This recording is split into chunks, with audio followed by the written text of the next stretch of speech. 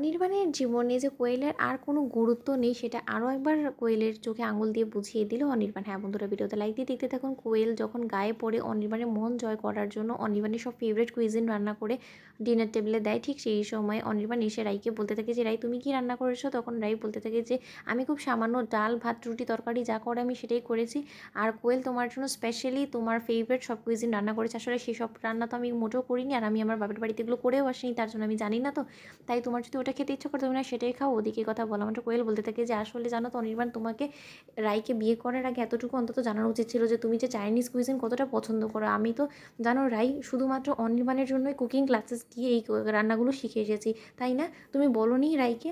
কথা বলা মাত্র কোয়েলকে অনির্বাণ বলতে থাকে যে দেখো কোয়েল, যা কিছু আগে ছিল সেটা আমাদের অতীত, তাই তুমি অতীতের স্মৃতি নতুন করে যদি জাগানোর চেষ্টা করো আমার মনে সেটা কোনোদিনও সম্ভব হবে না। আরেকটা কথা আমি তোমাকে বলে দিচ্ছি, তুমি সাধারণ একটা এই বাড়িতে কয়েকদিনের অতিথি মাত্র, তাই তোমাকে কিচেনে গিয়ে এরকম রান্নাবান্না করে আমাকে ইমপ্রেস করার কোনো প্রয়োজন নেই। আফটার অল তুমি এ বাড়ি থেকে দুদিনের পর চলেই যাবে।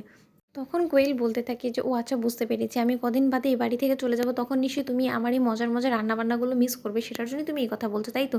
এই কথা বলা মাত্র অনির্বাণ বলতে থাকে যে কোয়েল, আমি যেটা বোঝানোর চেষ্টা করছি তুমি সেটা বুঝো না, বোঝার কেন ভান করছো বলো তো?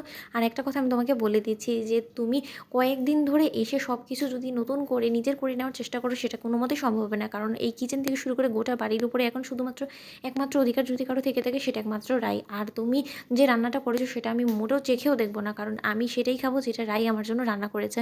রাই তুমি দেবে তো? তখন রাই বলতে থাকে যে হ্যাঁ খাও না।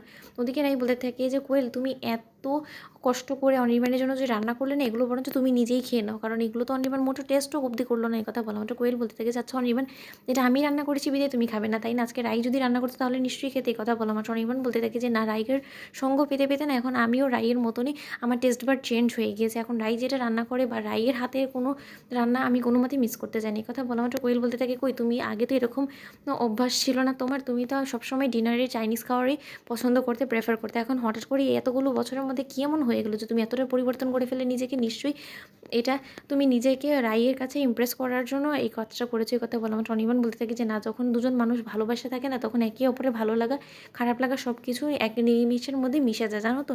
যেটা হয়তো বা তুমি কোনো মতেই বুঝবে না, কারণ তুমি সেটা কোনোদিনও বোঝার চেষ্টাই করোনি। তখন কোয়েল বলতে থাকে যে আমি মানছি যে আমার মধ্যে যথেষ্ট পরিমাণে খামতি ছিল, কিন্তু সেই খামতিগুলোকে পরিপূর্ণ করে আরও একবার কি আমাকে মেনে নেওয়া যায় না? তখন কোয়েলের দিকে এক দৃষ্টিতে তাকিয়ে থাকে অনির্বাণ আর বলতে থাকে যে দেখো কোয়েল, নিজের লিমিট ক্রস করার চেষ্টা করো না, সেটা কিন্তু মোটেও ভালো হবে না। যেটা তোমার দুদিন বাদে হওয়ার কথা তাহলে তুমি আমাকে বাধ্য করছো আমি যাতে সেটা এখনই করে দিই। এই কথা বলা মাত্র কোয়েল তাকিয়ে থাকে অবাক দৃষ্টিতে অনির্বাণের দিকে, বলতে থাকে তুমি কী বলতে চাচ্ছ অনির্বাণ?